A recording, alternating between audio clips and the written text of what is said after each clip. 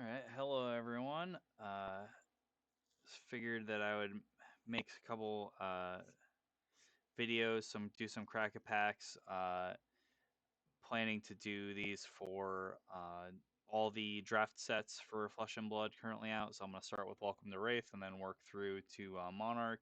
I'll do some sealed pool breakdowns too, but I wanted to start with cracker packs because I figured that's simpler.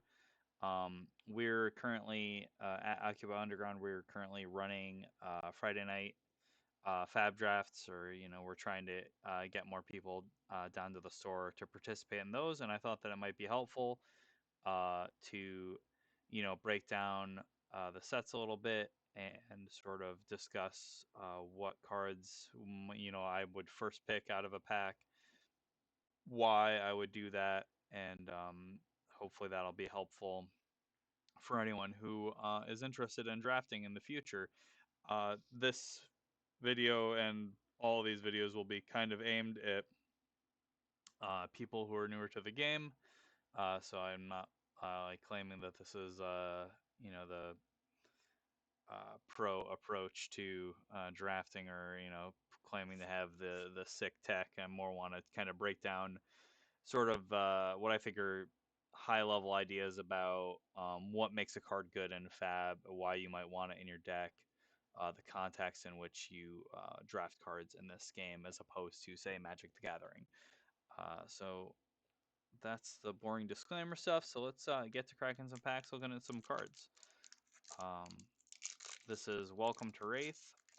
The characters in this set are uh, Katsu, who is the ninja class, Reinar, who is the brute class, and Bravo, who is a guardian, and Dorinthia, who is a warrior.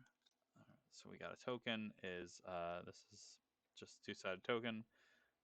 We have Quicken token, Harmonized token. Not important. I'm gonna set that aside.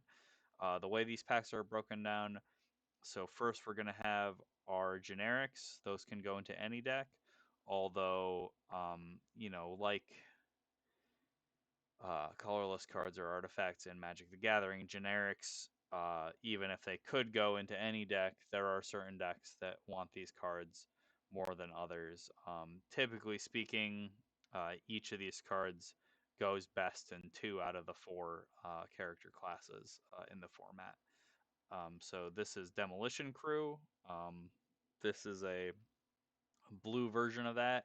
So for people not familiar, in Fab, cards pitch for either 1, 2, or 3 resources, and that's how you pay for your other cards. Blue is 3 resources, yellow is 2, red is 1. So this costs 2 to play, and it pitches for 3. Um, the higher the pitch value, generally the weaker the attack. So this attacks for 4 as an additional cost to play it. We reveal a card in my hand with cost 2 or greater, and it has Dominate, which means it can only be blocked by 1 card from hand. This card's okay. The blue one in particular, you'd probably play in like Bravo. He wants a lot of blue resource cards because he wants to go in for the big swing, and he likes expensive cards like this. And Dominate's pretty good. Raging Onslaught, very much a filler card. Costs 3. The yellow one attacks for 6. The yellow and red versions of this card go pretty good in Reinar. He cares about discarding cards that cost 6 or more, or that have 6 or more power. That gives him an Intimidate trigger, where he gets to banish a card out of his opponent's hand for the turn. Next card is Regurgitating Slog. This card, here, I'll show you this guy. This card combos with another card called Slogism, which is a non-attack action. And as an additional cost to play Regurgitating Slog, you can banish a Slogism from your graveyard, and it gives Regurgitating Slog Dominate. It's a power 5 attack otherwise. I don't love this card. If you have the Slogisms, it can be pretty good, but it's pretty expensive, and it's only power 5. And that's a pretty big setup cost in a draft deck. Our last generic card here is Barraging Brawnhide. I'm going to turn down the light a little bit there and see if I can get a little bit better. Yeah, that's a little bit better. Still quite blurry. When barraging Braunheid is defended by less than 2 non-equipment cards, it gets +1 power. Again, this is a 3-cost card. The yellow version attacks for 6. Rhinar is very big into this card. This card's quite good on Rhinar. But like you wouldn't want it in Katsu, for instance. He's looking to go wide. He wants uh, low cost, high pitch cards, like 0-cost cards, because both his weapons and his character ability care about 0-cost cards. So these are our generics. There's 4 generics in every pack, and then an equipment. In Welcome to Rathe, these are heavily skewed uh, towards Rhinar and Bravo. Like I would be pretty unhappy putting any of these cards in a Dorinthia deck, and I wouldn't even consider playing these in Katsu. I would be really desperate for playables before I put these in Katsu. Um, I'll talk a little bit about how this would influence my draft in a second. Then we have uh, currently the front runner for what I would take first, which is Iron Rot Plate. This is an equipment card. It doesn't do anything exciting. It blocks for it's a chest piece equipment. It blocks for 1 defense, and then it's destroyed. But in limited, sealed or draft, uh, equipment cards are having a full suite of equipment cards is a huge advantage. Iron Rot Plate is good in any deck, um, and can go into any deck. It's a generic equipment, and taking this first leaves you open. It doesn't put you into any other decks. Doesn't force you to make any decisions yet, and it's going to be good no matter where you have it. So probably currently in this pack, I think that's what I'm taking first. But let's see if our rares or any of our class cards maybe convince me otherwise. So our first rare is Overpower. Uh, Yellow. This is a warrior card, so this is a Dorinthia card. Costs 3. Target weapon attack gets +3 power.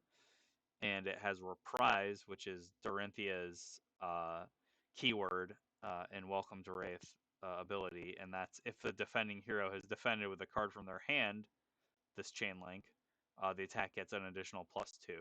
So this really this is a kind of a theme of Dorinthia, is she really punishes her opponents for blocking when she has these reactions. This could give an attack +3, but if you block, then it gives an additional +2. So it has the effect to really blow out your opponent. If they're blocking with a defense 2 card, say, and then you play this, not only are you pumping your attack, you're basically negating their block too, and that can be really brutal. Like this can be a really backbreaking card. It's pretty good.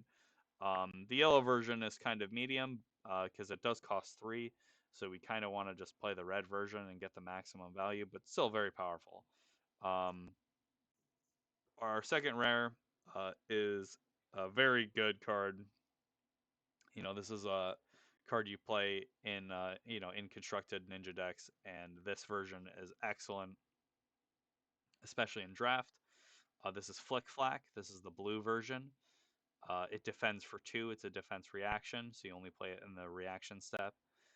It costs 0, so that's really important because it means that. So if we pitch this to Katsu, uh, that gives our Kodachis go again because they get go again if you have a 0-cost thing in your pitch, and it gives us 3 resources. And then on top of that, if we want to trigger Katsu's ability to discard a 0-cost card and go get a card with combo out of our deck to tutor up a combo finisher, this is a potential candidate for that. And we really want to fill our deck with cards like this in Katsu.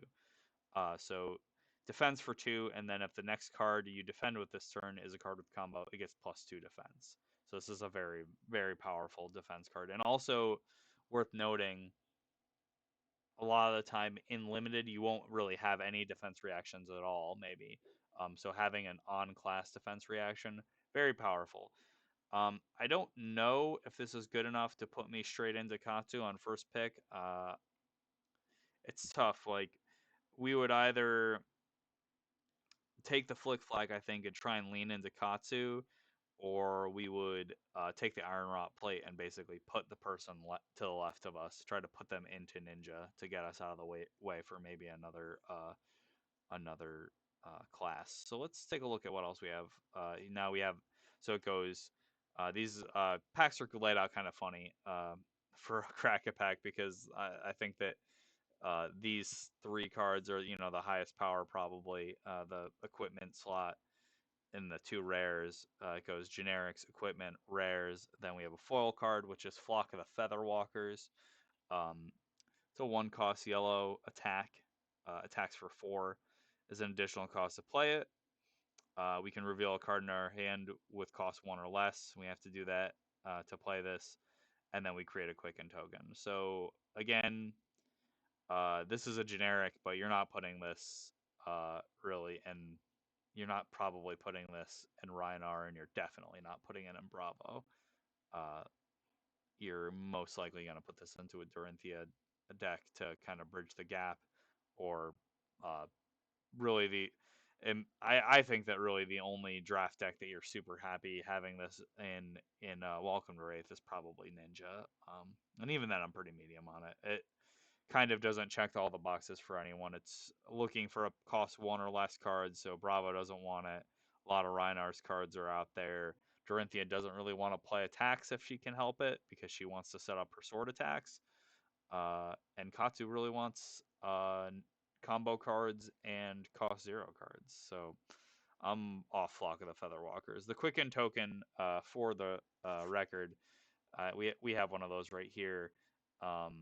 And what this does is, when you play an attack action card or attack with a weapon, you destroy it, and then the attack gains go again. So that's a little bit better because it does combo with Dorinthia's sword, which does want to attack twice. Um, but I still just kind of don't like it. It's sort of a big setup for a pretty mediocre attack.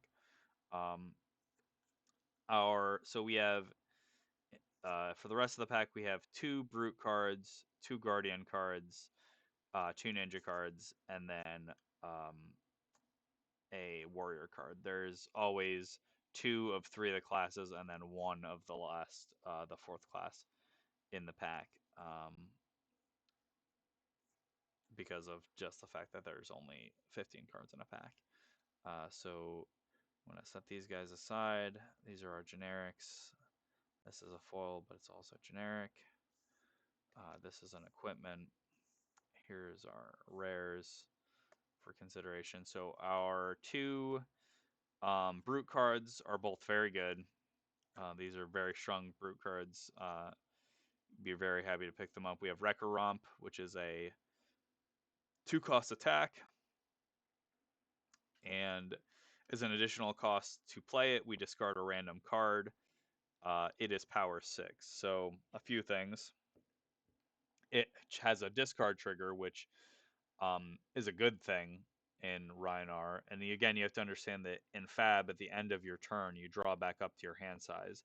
So we're not as concerned about losing. There is a card economy and there is card advantage, but it is not the same as it might be in a game where you're only drawing 1 card a turn. Like, we're mostly trying to deploy our hand in the most efficient way we can every turn if we can, or set up for a big turn. So the discarding a random card, if we pack our deck with 6 power or greater attacks, then we can trigger Rhinar's ability, which is, whenever you discard a card with 6 or more attack, he triggers Intimidate.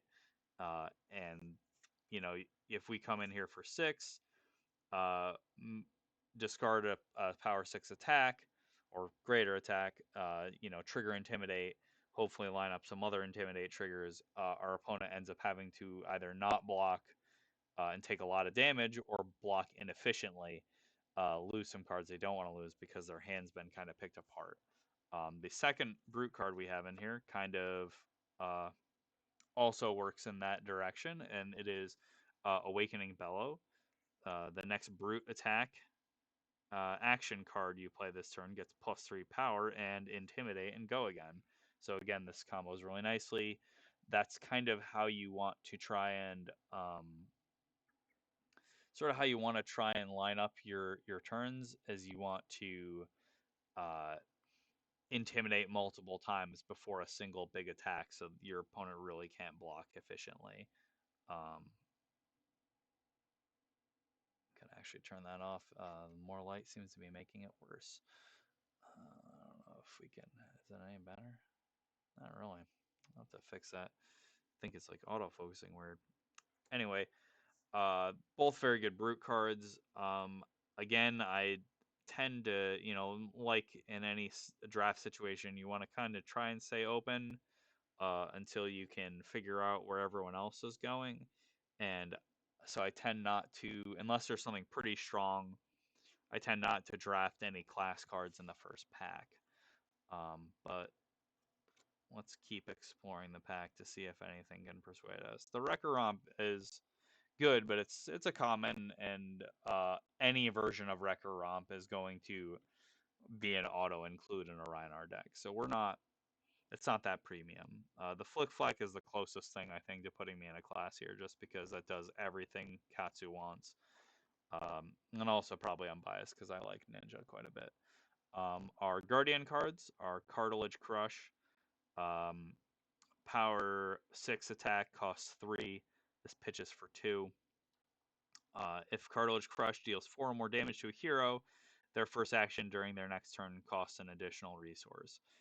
So Bravo's his like Guardian keyword ability is Crush, which is if any of his attacks that have the Crush keyword deal 4 or more damage successfully, then they have some secondary penalty they inflict um, on the opponent. And I don't really like Cartilage Crush. I think that the additional resource on the first action is one of the weaker effects that these have. Like, uh, just this last week, I was, playing again. I played against 2 different Bravos, and as Katsu, I just let it hit me.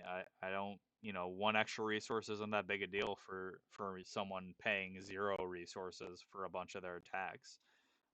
It's not as crippling of a, of a debuff as a lot of the other ones. Buckling Blow also, these are both pretty mediocre. Buckling Blow is a cost 4 attack action, 6 power. If Buckling Blow deals 4 or more damage to a hero, put a -1 defense counter on target equipment they control. Now, this is like very mediocre in limited. There's a decent chance that your opponent won't have any equipment to target with this. So, I mean, they'll probably have like 1 equipment with a defense value, but like they might defend with it before you even draw this card, and then it's just really pretty overcosted attack action. And the blue one's only 6 power. The red one's going to be 8 power, but even then, I'm off this card. I don't. I like Cartilage Crush better than Buckling Blow, which frequently will just be a really expensive attack with blank text box. Let's look at our warrior card. There's only 1 warrior card in this pack. So, I mean, we're definitely not taking it. If we're going to take a warrior card, we'd take the overpower. And we'd feel pretty good about our opponent not trying to go into warrior based on anything we're passing, because we're passing just yellow Biting Blade. Warrior attack reaction, 2 cost. Target weapon attack gains +2 power. If a defending hero defends with a card from their hand this chain link, weapons you control get +1 power until end of turn. So that stacks with the target weapon attack gains +2, and carries over if you attack again after this, if you have a way to get go again, or if this is the first attack with Dawnblade. Fine card, but certainly not. It's not first pickable. We're not going into warrior for middle of the road Biting Blade. Then let's look at our ninja cards. We got 2, and one of them is okay, and the other one I probably would not take until much later in the draft.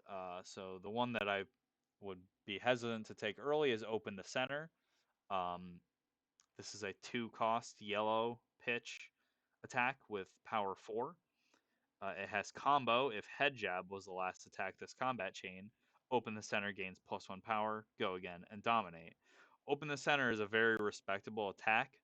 Um, but it's also probably going to go around the table for a little while because unless someone is one drafting Katsu and two has some head jabs, they're not going to put a premium on this because it's really, I mean, it costs 2, so it's really only good if it's getting the combo ability that gives it dominate. Like if as a power 5 attack with go again and dominate, that's very solid. But as a power 4 attack for 2 with no other abilities, it's pretty bad.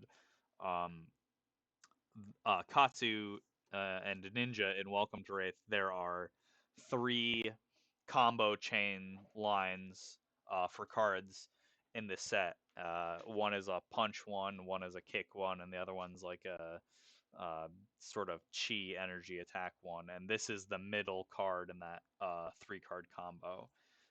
Head jab is the first part of it, and there are a few different finishers. The finishers are at rare, which is like like I said, there's 2 rares in each pack. So we kind of, my feeling is that I kind of want to see some of those, the good finishers before I really commit to Katsu. Um, I want to open one of them or get past one of them, especially if you get past them, then that kind of signals to you that people are not in your lane and you know that you can sort of move into Ninja without being too worried. Our last card is Rising Knee Thrust. Uh, Yellow, 0 cost, yellow pitch, so it pitches for 2. Combo, if leg tap was the last attack this combat chain, Rising Knee Thrust gains +2 attack and go again. And Rising Knee Thrust by itself only has 2 power. So it's very weak, but gets a pretty big boost from being in the middle of, being in a combo and having leg tap be the last attack. Again, this is the middle card in the kick combo chain. I like Rising Knee Thrust quite a bit. It costs 0, so you can discard it to Katsu's ability. The yellow version, you could pitch this and then attack with both your Kodachis, which is just, kind of an annoying way to whittle away your opponent's life. The Kodachis, cost 1 and have 1 power and go again if you pitch a 0-cost card. And it feels pretty bad for your opponent to have to block a Kodachi, given that it's only power 1. Rising Knee Thrust also is the middle combo card. I believe all 3 of the middle cards have a defense value of 3, which is kind of at a premium and at common in Ninja and Welcome to Rathe. Most of those cards have a defense value of 2. So we take this pack on the whole. We can pretty much immediately say, I'm not going to go Guardian. I'm not going to take a Guardian card. There's 2 Guardian cards in this pack. One of them is mediocre, and one of them I think is just plain bad. Like at least in the context of a draft, like Buckling Blow Blue, no thanks. Its only real benefit is that it is a blue pitch card, and Bravo wants to play a lot of those. His attacks are expensive. He tends to be really resource hungry, so he wants a lot of blue pitch cards. But otherwise, pretty bad. Ninja cards are fine in a ninja deck. They're solid role players, but they're not strong enough to put us in a ninja, and certainly they're not better than this Flick Flack. Like if we're gonna take a ninja card out of this pack, it's gonna be the rare. It's gonna be a Flick Flack. So we can easily set aside these. Biting Blade again, not better than Overpower. No way we're taking it over the rare. So if we look here, there's a few things going on. We have 2 good brute cards in this pack, and we have 2 reasonable rares for the 2 classes for warrior and ninja. We have a good generic equipment, and then we have a series of mostly powerful attacks for Guardian or mostly Brute. Like these common generic cards are really good in Brute. So I'm not taking Flock the Featherwalkers, a card which I'm pretty medium on. And I don't think I'm going to take the Brute cards yet. Um, the rares are pretty good, but I don't think they're better than Iron Rot Plate. Like I going into a draft, pack one, pick one. Um, I would probably take the humble but effective Iron Rot Plate. The thing you have to consider is that in every game you're going to be able to start with your equipment in play. You can kind of see it here on the side of my playmat, but you get head, chest, arms, legs. You get to start the game with one each of those in play. And that means that any equipment that you choose, even if its effect is modest, you're going to see every game, and that's going to have a significant effect over time, like as you're playing games. Um, Iron Rot Plate is just a solid piece of equipment. It gives you an extra defense when you really need it, uh, especially against Reprise with Dorinthia or Intimidate triggers off of Rhinar, Dominate triggers. None of those apply to defending with equipment. Um, so I'm very high. I would say I'm probably going to take Iron Rot Plate. I'm going to keep an eye on this pack to see what comes back to me. Um, but I'm probably gonna hope to wheel this Flick Flack or maybe some of these good generics. But I'm gonna take the plate. I think it's just pretty. This pack is pretty medium on power, and the other thing too is like there's sometimes an argument to take a good generic card as a first pick if the rares don't knock your socks off. But really, these cards are barely generic. Like Raging Onslaught going into Brute, Demolition Crew, Brute or Guardian, Slog, pretty much Brute or Guardian, Brawnhide, basically just Brute. So like these cards are barely generics. They're pretty strongly putting us into, uh, you know, pretty much putting us into these decks. Hey Kevin, this I'm just doing a crack a pack and kind of then doing like a pack one pick one, uh, to uh to just talk about what my draft picks would be, kind of to add some interest to it. So yeah, I'm think it's pretty easy to say I would take the plate here. Um, Sometimes you open a pack with some of the common equipment only goes into a specific class, like it's like a ninja equipment or whatever. But this is just premium generic equipment in Welcome to Rathe draft. Like this is really how I would want to start a draft is by taking a piece of equipment that could go into anything and keeping my options open and sort of seeing how things go from there. Let's do another one. I hope this is interesting and informative.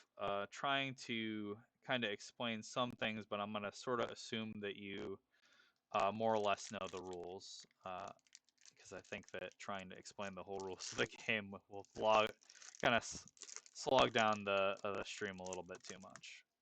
Speaking of, it's slogism. Here it is. This is red slogism that I was talking about that regurgitating slog cares about. And this card is a 3-cost generic non-attack action. And the next attack action card with cost 2 or greater you play this turn gets +6 power and go again. Now this is really expensive for a non-attack, and it only pitches for 1. But it's going to give your next attack +6, which is a huge boost. I kind of like blue slogism better.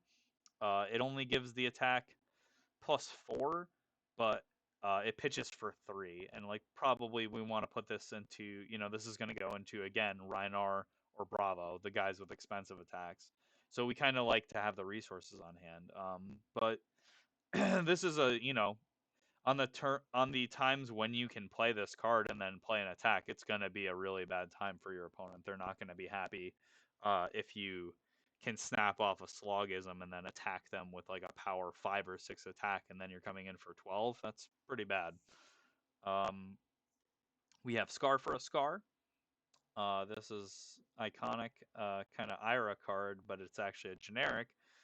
0 cost, 2 pitch. When you play Scar for Scar, if you have less life than an opposing hero, it gains Go again, and it attacks for 3. Um, this is a great card in Katsu. Again, it gives his Kodachi's Go again. You can discard it to his ability trigger to go tutor up a card.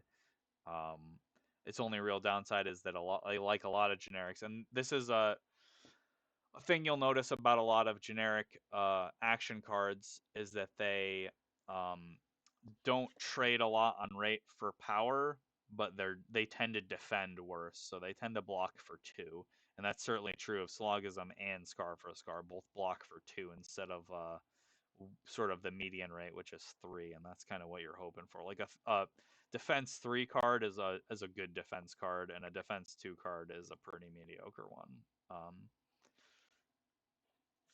That tends to be the way the numbers break out. Our third generic here is Wounded Bull, red. So it pitches for 1, costs 3. When you play Wounded Bull, if you have less life than an opposing hero, it gets +1 power. This attacks for 7, defends for 2. This is like, sensing a pattern. This is a Rhinar card.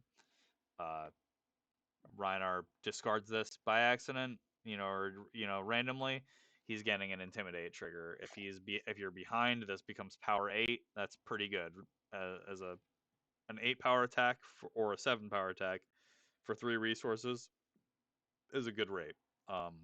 It defends for 2, which is less great. But that's sort of the exchange you make. And then we have a generic defense reaction, which we didn't have one in the last pack. This is pretty good. Sink Below. This is yellow Sink Below, so it defends for 3, but it doesn't cost anything. And you may put a card from your hand on the bottom of your deck. If you do, draw a card. This is a really good effect. This is, I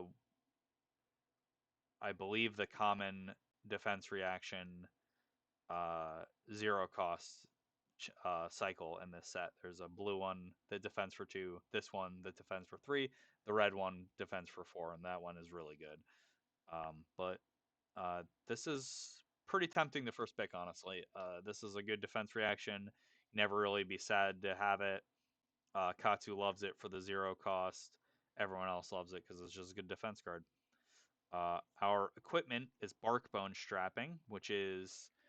So this is not a generic equipment. This is brute equipment. So it can only go into a brute deck, which makes me less likely to take it first. I think, honestly, like, if I see a generic equipment in my pack 1 pick 1, unless there's something really bonkers in my rare slot, I'm probably taking the generic equipment. Like, it's just going to be an easy snap off. Barkbone Strapping, you destroy it and roll a 6-sided die, and you gain life equal to half the number rolled. You gain resources equal to half the number rolled, rounded down. So you use this to try and generate some emergency resources.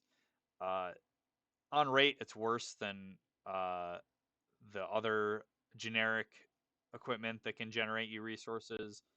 But unlike Crossheart Strapping, which is the one, it makes one thing 2 resources cheaper. Unlike that, this has a defense value of 1, and you can defend with it, and it's not destroyed. It just loses its defense, and then you can sacrifice it for its ability. Also, its ability is an instant, so you can activate it on your opponent's turn to generate resources to play defense reactions like Unmovable is the big one you would be playing. If I was going to go into Brute, this is strictly better than Iron Wrought Plate, but I am only playing this if I'm going into Brute, so I would be committing to Brute by taking this. I probably wouldn't first pick it, but it's pretty good. It is also worth noting that its ability can generate you 0 resources. If you roll a 1, that's rounded down to nothing. It's a good card, but I'm probably not first picking it here. I would take the Sink Below over Barkbone Strapping. Steelblade Shunt is our first rare. It is the red Steelblade Shunt, pitches for 1, costs 1. It defends for 6. So this is a phenomenal defense reaction. This is Dorinthia, the warrior's defense reaction cycle. Uh, if Steelblade Shunt defends a weapon attack, you deal 1 damage to the attacking hero. So this card is really kind of brutal because not only can you stumble a really powerful attack, you can also kill your opponent with it. If they're on 1 life and you defend with this kills them. This is really good against Reinar and against Bravo, who might try and attack with a big swing with their weapon and then have it get blocked uh, and die. The other person, but that being said, it's pretty good against Katsu too, because Katsu tends to attack with his weapons a lot because they're cheap and really efficient. And so you can, while you don't really want to defend power 1 attack with a defense 6 card most of the time, you can sometimes kill a Katsu player with this card. And otherwise, like just defending regular attacks, ignoring the text, paying 1 resource to defend for 6 probably means that you're using 2 cards to defend for 6. If you have another way to generate that resource, like I don't know, I guess there's not really anything unlimited, but uh, it's still a pretty good rate. Like it's only probably moderately better than just discarding 2 cards to defend. But I think the text is enough of an upside that it's pretty solid, and also, it defends as well as 2 defense 3 cards, which sometimes you don't have. Sometimes you, especially in limited, sometimes you have generics that have a defense of 2. Uh, that said, uh, warrior ancillary tricks not putting me into warrior first pick. Uh, our second rare is Sigil of Solace, blue. This pitches for 3. It costs 0. Gain 1 life. It doesn't defend for anything. I like Sigil of Solace. It's good. I prefer the red one, obviously, because it gives you 3 life. So that is pretty much the same as defending. Really, the only time that's not the same as defending for that value is if you're getting hit by Bravo. Um, that said, this pitches really nicely in Katsu, but that makes it kind of niche. So probably I'm not taking it here. Our foil is Savage Swing blue. Savage Swing blue costs 1. As an additional cost to play it. Discard a random card. It attacks for 5, defends for 3. I don't like the blue version of this card. I want to play the yellow or the red version because they are power 6 and 7. And my goal is to have every attack in my Reinar deck be power 6 or 7, so they all trigger his ability. So while this is an okay card, not first picking it.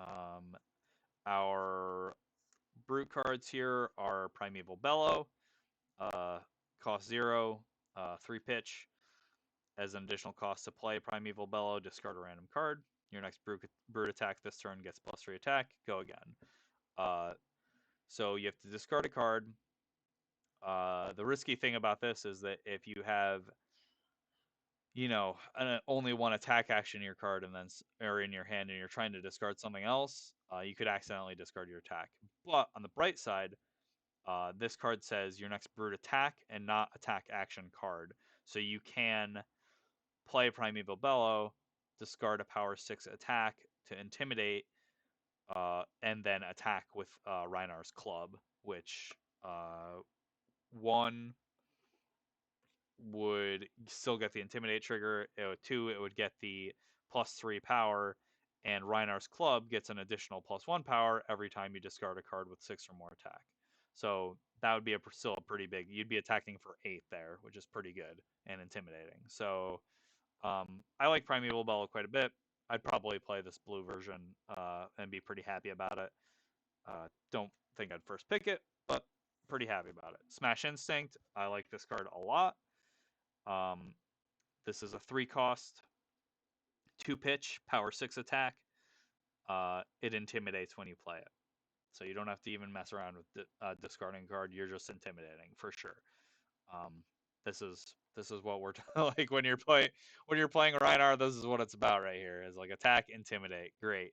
Like if we play, Primeval Bellow, and we have 2 attacks in our hand. One of them Smash Instinct, one of them just some other Power 6 card. We hit the other one, we Intimidate, then Intimidate it again. Great. Love it. And if we don't do that, then we attack with the club, and we're still feeling pretty good. We have one Guardian attack, or one Guardian card here. This is Emerging Power. Costs 2. Pitches for 2. It is an aura. I believe this is the first aura we've opened. So you play this, and you get go again, so it doesn't take up your turn. At the beginning of your next action phase, destroy. I mean, it says at the beginning of your action phase, but you have to play this after that, so it's your next turn. You destroy Emerging Power, then the next Guardian attack action card you play this turn gets +2 power. This is a pretty reasonably common thing that Bravo's looking to do, is play cards one turn to set up a next really overwhelming big turn. And that's sort of the difference between him and Reinar. Like, Reinar wants to make one big attack and he wants to kind of pick apart your hand while he does it. Bravo wants to set up one really, really big attack, and maybe he'll take 2 turns to do it. I generally like the idea of like playing Emerging Power and then maybe just kind of swinging in with Anothos, which is Bravo's weapon, his hammer. This is a pretty good card. I like the yellow version just as much as the red version. I like the blue version as well because it pitches for 3. We just kind of need that. Not going to first pick it. It's the only Guardian card in the pack, so I mean, I'm not going to first pick a Guardian card and then know that I'm going to wheel literally nothing. There's going to be nothing for me in this pack if I take this one Guardian card and try and go Guardian.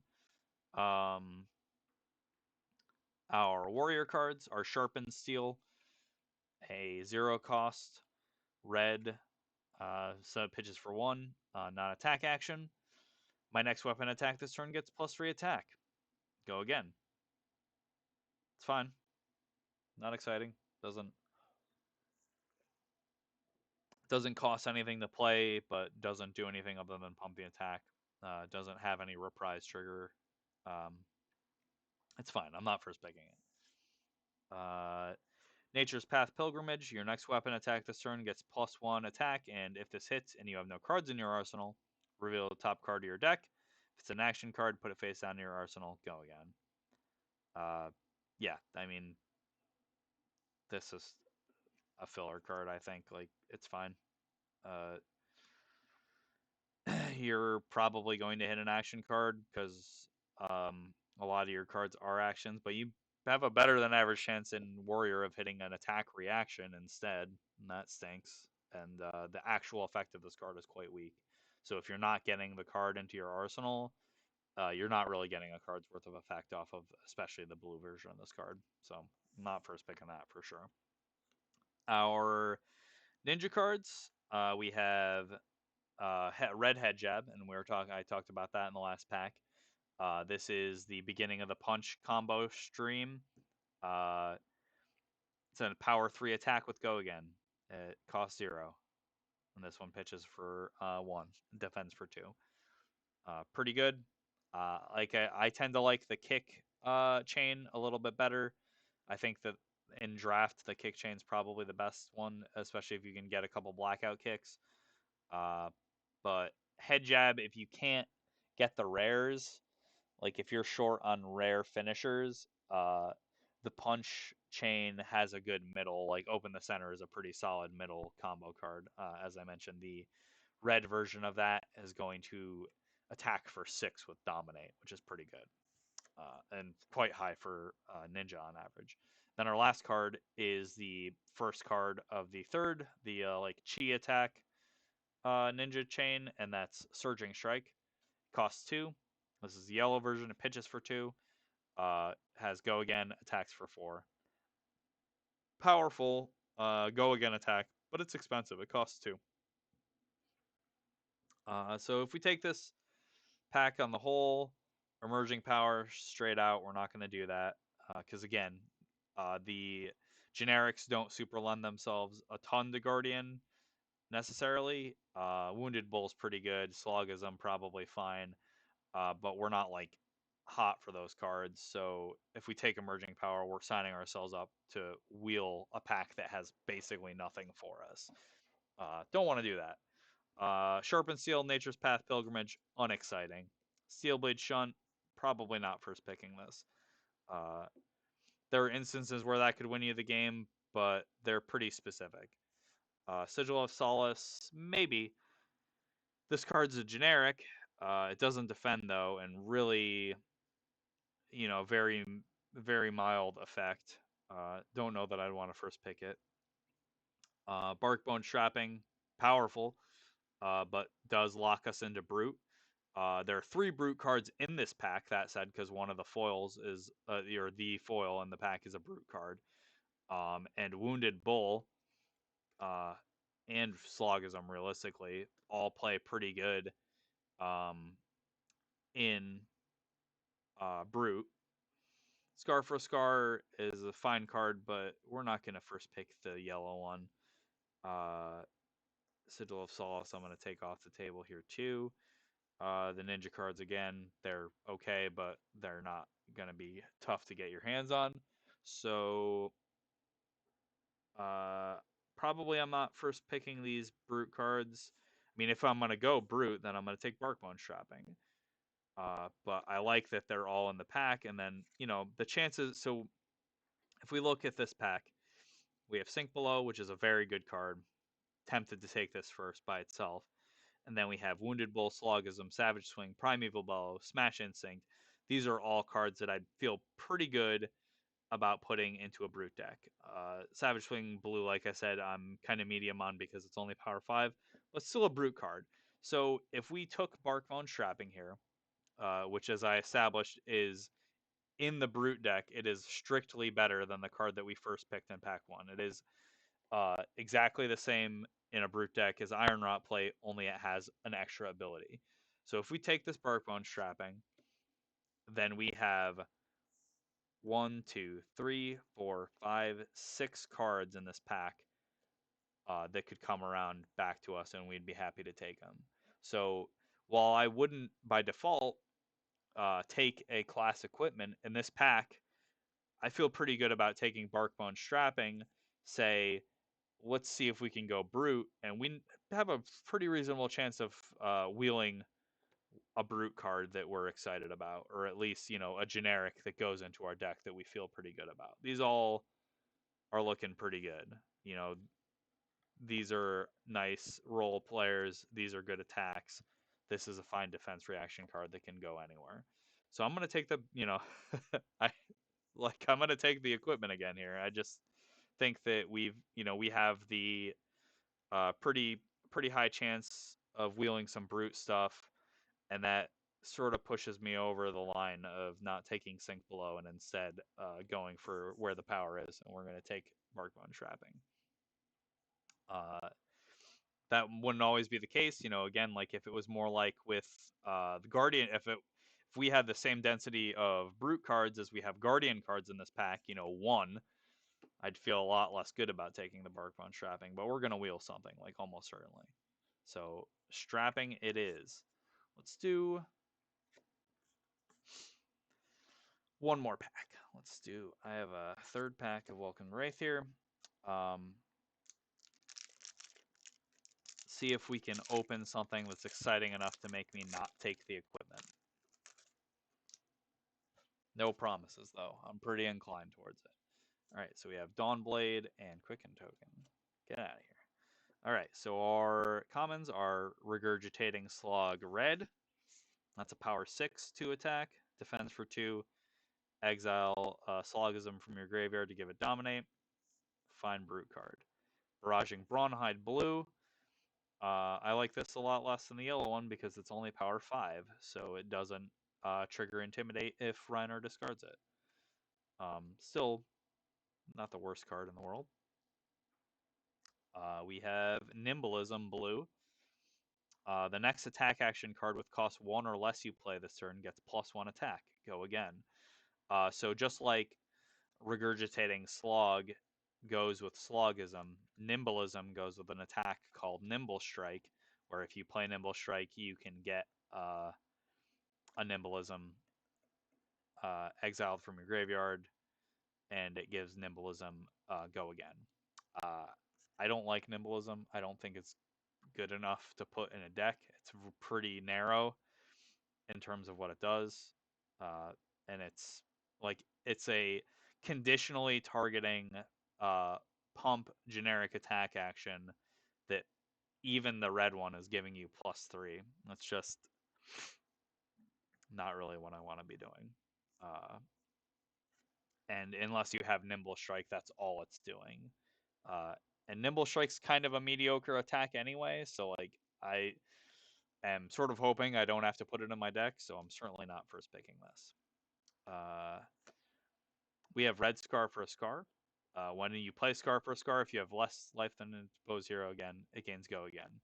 The red one attacks for 4, and that's pretty good. Like that means that most of the time your opponent's going to have to defend with 2 cards to block the full damage from this attack. So I like this very much. Our equipment is Refraction Bolters. This is the warrior common equipment. It's leg equipment. When a weapon you control hits, you may destroy Refraction Bolters. If you do, the attack gains go again. It has 1 defense and Battle Worn, so you can defend with it and it doesn't destroy it, and then you can still use its ability, which is an attack reaction trigger. These are very good, and if you were trying to go warrior, you definitely would want these. Your deck is way worse without them. Our first rare is Energy Potion. Destroy Energy Potion as an instant, gain 2 resources. It costs nothing to play and is blue pitch, but it doesn't have go again. So if you play this, that's the end of your turn. Probably would play this in Bravo, or you might play it in Katsu too, because you could attack with go again a bunch and then finish your turn by playing this. And then you'd have free resources on the next turn. And it's also 0 cost and blue pitch, so it pitches really well. But it doesn't defend, so it can end up as a dead card in your hand if you're desperately defending and kill you. Wouldn't first pick it. Ooh, okay. So our second rare in this pack is a super rare. Super rares only exist in Welcome to Rathe and Arcane Rising. They got rid of super rare after that and just made all those cards majestics going forward. But this card is Singing Steelblade, which is a warrior attack reaction. That's a super rare. It costs 1. It pitches for 2. Dorinthia specialization, so only Dorinthia can use this, which in limited doesn't matter. She's the only warrior in this set. Target weapon attack gets +1 attack. If the defending hero has defended with a card from their hand this chain link, search your deck for an attack reaction card, banish it face up, then shuffle your deck. You may play it this chain link. So this card is really powerful if you know you have other attack reactions. But the problem is that in limited, you very well could not have any other ones. And if you don't have another attack reaction to play, then this doesn't do anything. I mean, like, probably you do. Like, if you're playing warrior and you haven't train wrecked, you probably have other attack reactions. So this is going to really pile on. But we're definitely committing to pulling it off. Like, if we don't end up making warrior happen pretty significantly, this card isn't going to do a ton for us. Like, it doesn't do a lot by itself. Like, just giving your weapon +1 attack, if you're not also doing the fetch trigger, you're not really doing anything. So while it had like the ceiling's very high on this, the floor's pretty low. As far as super rares go, and that was sort of like a place that super rares were, that doesn't really exist a ton anymore. But like this card, you kind of need to build around it a little bit. I mean, not really. Like you want to have attack reactions in warrior, but you could end up in a place where you're disappointed in it. That said, this pack now has 2 cards that are typed warrior that are pretty strong. Although I would kind of worry that uh, taking Singing Steelblade and leaving Refraction Bolters might put someone else into warrior because they saw the bolters. Our foil is Flock of the Featherwalkers red, power 5 attack. Again, reveal a card with cost 1 or less, create a quicken token. Get out of here, Flock of the Featherwalkers. I hate you. I'm going to put this energy potion aside too, because I'm not doing that. Alright, so our Guardian cards are Crush Confidence and Crush Confidence, which simplifies things. It's a power 3 attack. We have the yellow and red versions of it. The red one attacks for 7, the yellow one attacks for 6. If Crush Confidence deals 4 or more damage to a hero, they lose all hero card effects and activated abilities until the end of the turn. I like this one better than Cartilage Crush, for sure. Power 7 for 3, that's pretty brutal. I don't know if I'd first pick them, probably not, but these are more what we're looking for in terms of Guardian. Our Brute cards are Awakening Bellow Blue, we already saw that, and Savage Swing Blue, also we saw that last pack. So this is like the greatest hits of mediocre Brute cards, only this time they're the only Brute cards. Not feeling it. This pack only has one ninja card. It is Rising Knee Thrust. Combo, if leg tap was the last attack this combat chain, Rising Knee Thrust gets +2 attack and go again. The blue one, again, pitches for 3, it costs 0, so it discards Katsu's ability. Power 3 and go again for 0. Pretty good. But we're not going to first pick it, and we're pretty disincentivized to pick it at all out of this pack because there's only one ninja card. 2 if you count Scar for a Scar Red, which isn't a ninja card but probably wants to be in a ninja deck. But not feeling it. Our warrior cards are Stroke of Foresight, yellow, cost 1. Target weapon attack gets +2 attack. Reprise. If the defending hero has defended with a card from their hand this chain link, draw a card, then put a card from your hand on top or the bottom of your deck. It defends for 3. This is a good attack reaction. This is a card which would reward us for playing Singing Steelblade, for instance. I'm not going to first pick it, certainly in this pack, but this is going to, I think, influence our actual pick. Our last card is Driving Blade. This is a really important role player in the warrior deck. Costs 2. This one pitches for 3. Your next weapon attack this turn gets +1 attack and go again. Go again. So what that does is Dorinthia's thing is she really wants to be able to attack twice with her sword. Her ability lets her attack twice with her sword, even though normally she wouldn't be able to. But you still need to find a way to give it go again. This is the most common way in this set to give it go again. This cycle of cards. So this is important. I mean, we're not going to take it first here, but it's important. So again, if we look at the pack as a whole, there's a couple ninja cards, some mediocre brute cards, some okay guardian cards, but we're not super interested in what those guys are selling. What we have is we have warrior, warrior common, we have warrior equipment, we have warrior super rare, we have probably not energy potion, but scar for a scar, and then in a pinch, nimblism and flock of the featherwalkers can both sort of do things. Nimblism, probably not. Flock of the Featherwalkers, pretty okay. And Warrior, Scar for a Scar, very solid in Warrior. So we're looking at, in this pack, if we took Warrior card first, we have 1, 2, 3, 4 cards we're happy taking on the wheel. And we have 2 cards that were medium, not super happy, but probably okay to wheel. We'd hope to not play them, but they're okay. the upside of Singing Steelblade. Uh, so yeah, I think here probably I'm gonna take the Steelblade just because I think that I can wheel some of these other warrior cards. Uh,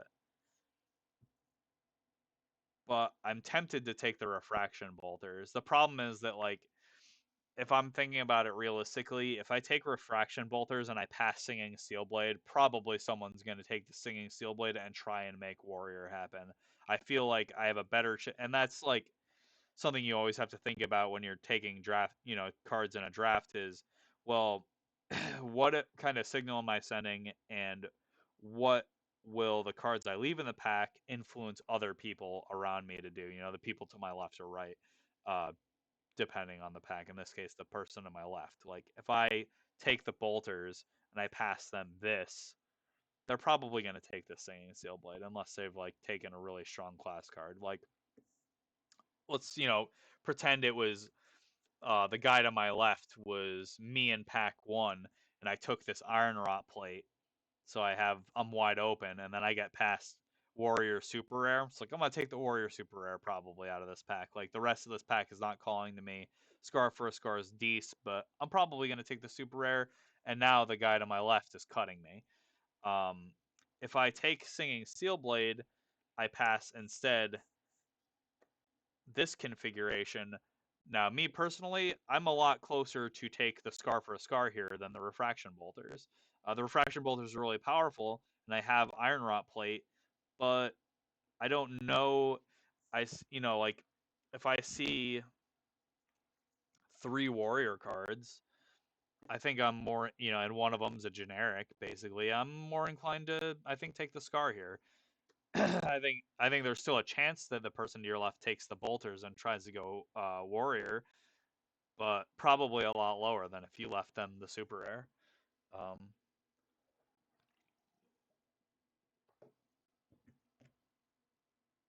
yeah, that's that's kind of my thinking there.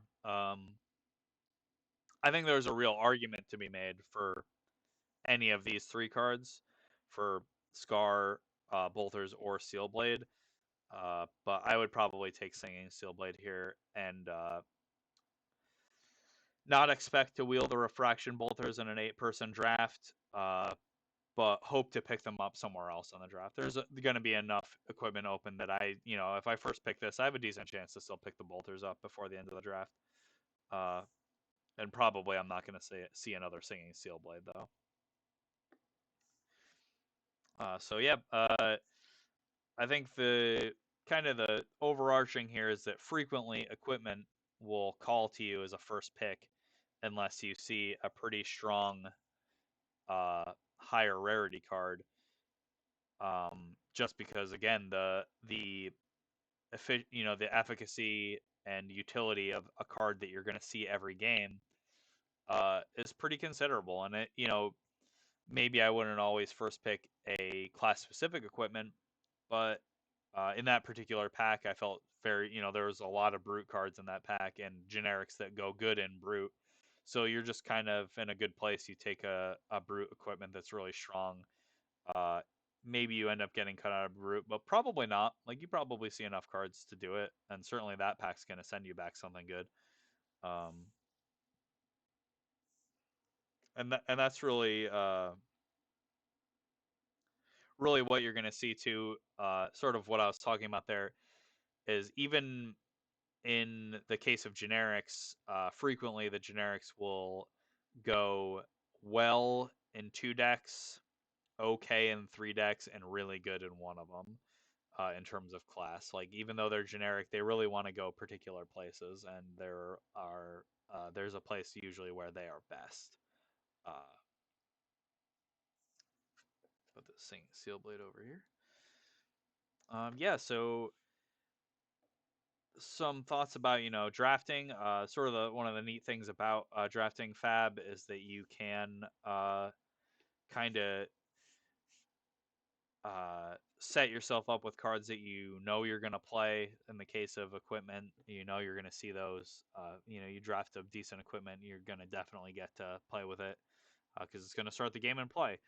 And you're drafting not just around what the cards do, and what other cards that you've taken do or that you know exist do, but you're also drafting around your hero's abilities. So, you're always going to have your equipment, you're always going to have your hero's weapon, and you're always going to have your hero's hero ability. So you're considering, well, how is a card like, you know, again, like even a medium card like Nimblism Blue. Like I don't like this card, but it's definitely better in Katsu than it is anywhere else. Like this card pitches for 3 and makes his Kodachis get go again, and it also can be discarded to his activated ability to go fetch a really strong card. So if there was a place I was going to play this Nimblism, it would definitely be Katsu. And I think that you find that a lot with pretty much all the cards in the set. Is there's a place, even if they're not super powerful, there's a place where they're effective.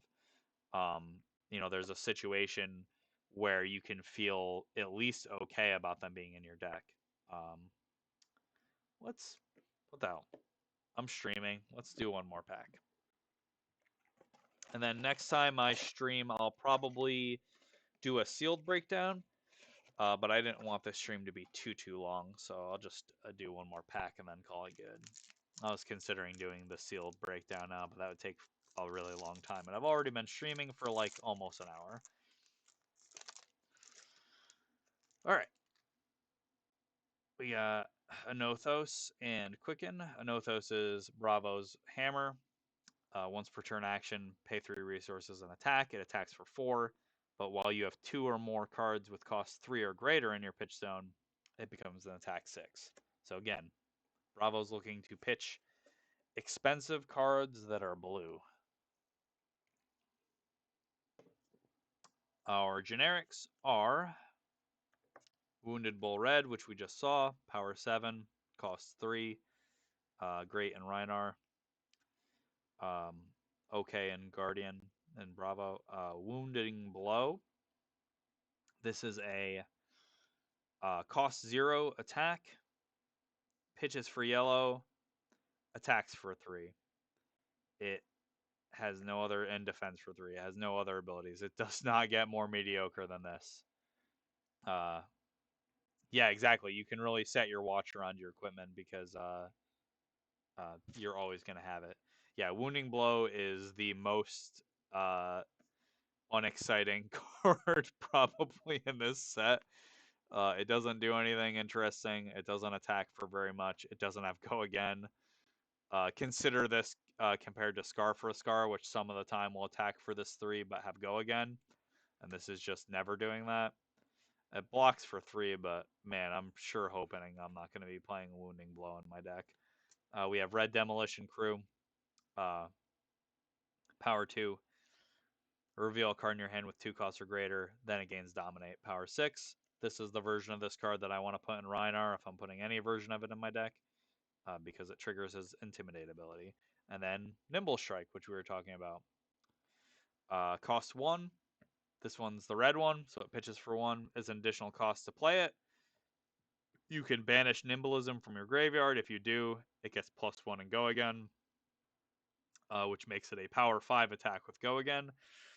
The setup cost there is pretty high. You have to have Nimblism. You have to have already played it. You can't always sequence that out, and you might not even have a Nimblism in your deck, or you might never draw your Nimblism. And paying 1 for power 4 attack with no other ability, I'm certainly not excited about that. And this defends for 2. Like, there are circumstances where this card compares unfavorably to Red Wounding Blow, and it almost always compares unfavorably to Red Scar for a Scar, unless you're ahead on life. So big yikes for Nimble Strike. Don't like it. Not a fan. Not a fan at all of that card. Yeah, Demolition Crew. So these are our 4 generics. Kind of whatevering them right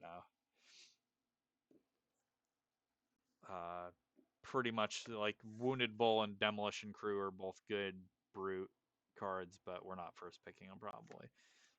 Iron Rot Legs, on the other hand, I have and would first pick all the time.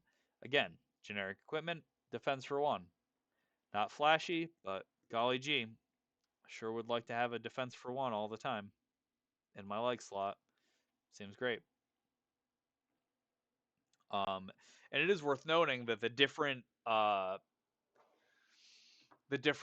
body segments of the iron rot cycle are replaced by class specific pieces of equipment. So while first pick, I'm liable to take any of them. Let's say I knew that I was a warrior and this was pack 2. Then I'm not going to really be so hot on iron rot legs because I know that in my ideal warrior draft deck, I am replacing iron rot legs with refraction bolters, which in the warrior deck are strictly better and go in the same slot. But pack 1, pick 1, I'm not going to really be considering that. I don't know where I'm going yet, and I'll just take whichever one I get. But like for there's one of those in each class in this set. It's refraction bolters is the leg armor for warrior that has 1 defense. Barkbone strapping is the brute armor that has 1 defense, and that's a chest. Breaking scales is the ninja with 1 defense, and that's an arm. And Helm of Eisen's Peak is the guardian 1 defense, and that's a helmet. So just something to keep in mind if you're, later in the draft and you see one of these iron rot things. Think about what class you are and if it's in a slot that's competing with a better class specific equipment, because then you're going to be wasting a pick if you take iron rot legs and then you get the refraction bolters you're looking for. And that'll, how much you'll want to bank on that will depend on how late in the draft you are and how deep into that class you are. Our rares are yellow blackout kick. Uh, if Rising Knee Thrust was the last attack this combat chain, blackout kick gets +3 attack. It is a two pitch, 1 cost card. It attacks for 3 base, 3 defense. But if it's the end of your combo chain, it gets +3 attack, so it becomes power 6. Blackout Kick is exactly as advertised in the art, which is a picture of a guy having his head kicked off, uh, and that's been my experience. You really want the red one, but the yellow one will get the job done too. Very high on this card. Um, I don't know that I'd first pick it, but I'm thinking about it. I'm thinking about all the times that I fetched this out of my deck with Katsu's ability, and my opponent had to look at a face-up blackout kick in my banish zone and know that I was about to use it on him. Then we have Blessing of Deliverance. This is a Guardian card. Blue, costs 2, so pitches for 3, go again, defends for 3. When it enters the arena, if you have a card with cost 3 or greater in your pitch zone, draw a card. At the beginning of your action phase, you destroy Blessing of Deliverance, reveal the top card of your deck. You gain a life for each card with cost 3 or greater revealed this way. This is an aura, so it pops on your next turn. Solid card. I don't think I'd first pick it, but it's quite good. And we're always happy to have blue pitch cards in Guardian. I don't think it's outweighing Iron Rot Legs or Blackout Kick, though, here. We have a red Emerging Power as our foil. So maybe that tips the scales a little bit, because that means that we could have, theoretically, 3 Guardian cards at common in this pack. But we don't. Guardian is the single card slot in this pack.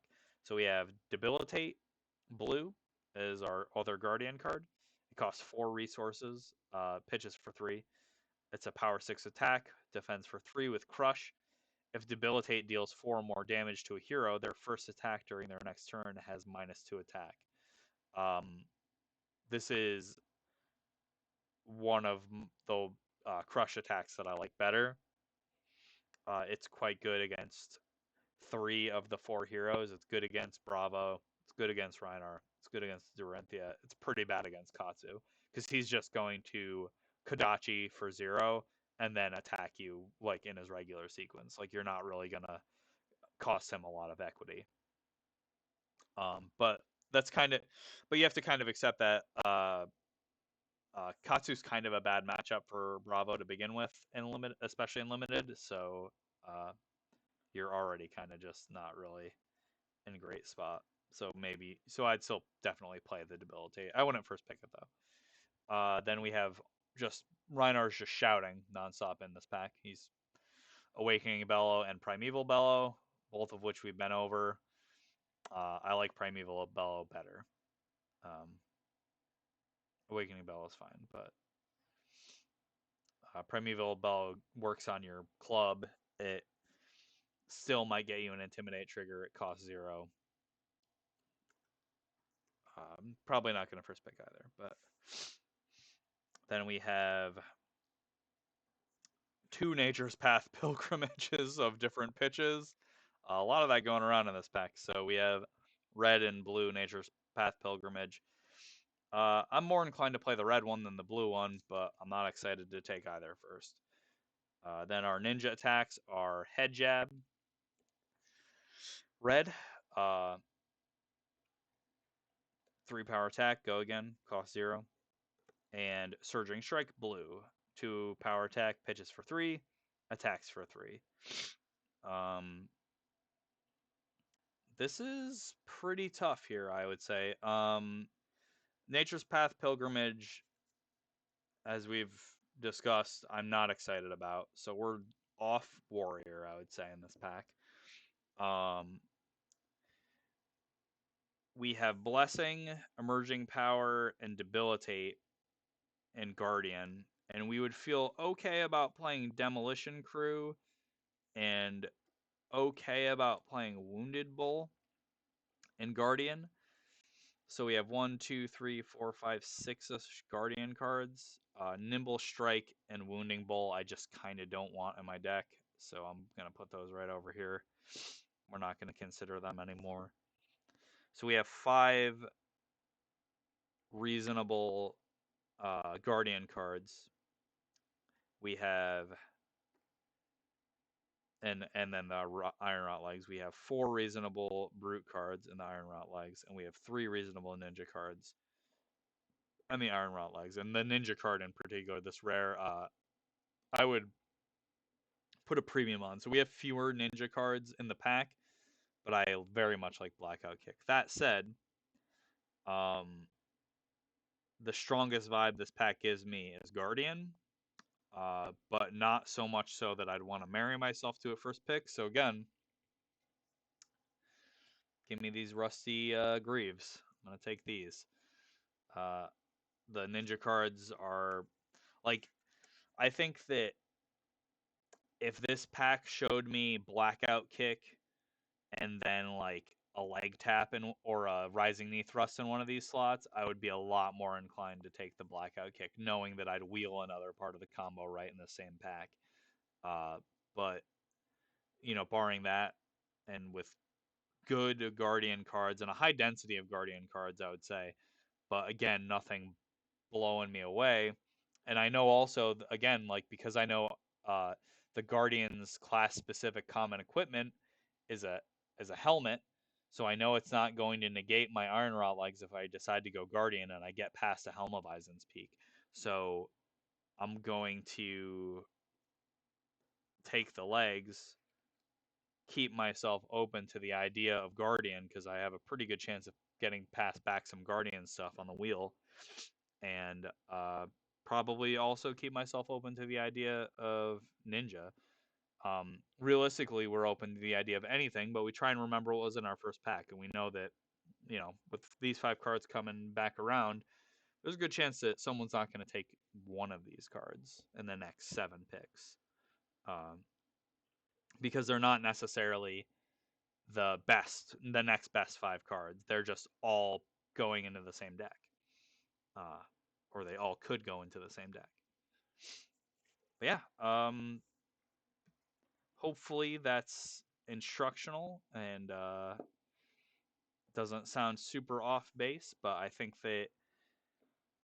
these takes are pretty reasonable. I think there's arguments to be made in some of these packs for a different first pick, but like I said, if you look at what is the densest class in your pack, and then you consider, is it worth it to go into that class immediately? And the answer is probably no, unless like in the second packet you're taking a piece of class specific equipment, and also you have a high density of that class cards.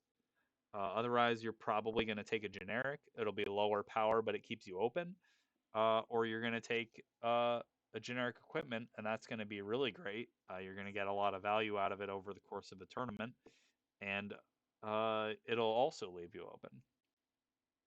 And that's the other thing that you should be careful of too, is if you get past a pretty good rare of a class early in a draft, don't assume that your person to your immediate right won't necessarily go into that class until you start seeing cards like, pick 3 or 4 like that are really powerful, because they might have taken a generic equipment, they might have taken class specific equipment, or like before you even get into like talking about, well, maybe they took like a high rarity card in that class, but maybe they just took a generic equipment and they're staying open. So you have to, they decided that Blessing of Deliverance was a medium card and they wanted to keep their options open, but they're still eyeing Guardian.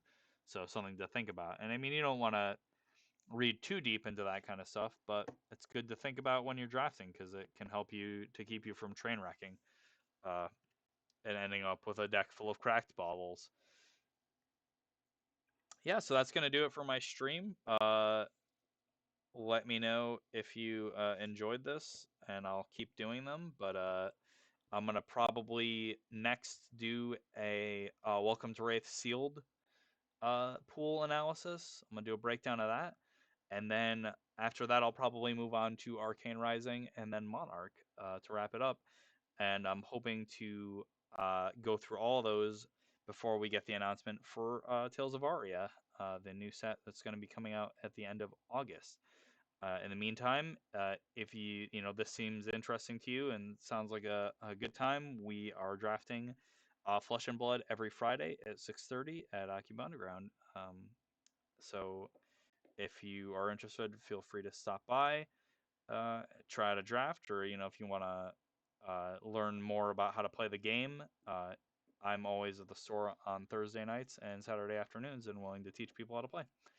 So we'll see you around.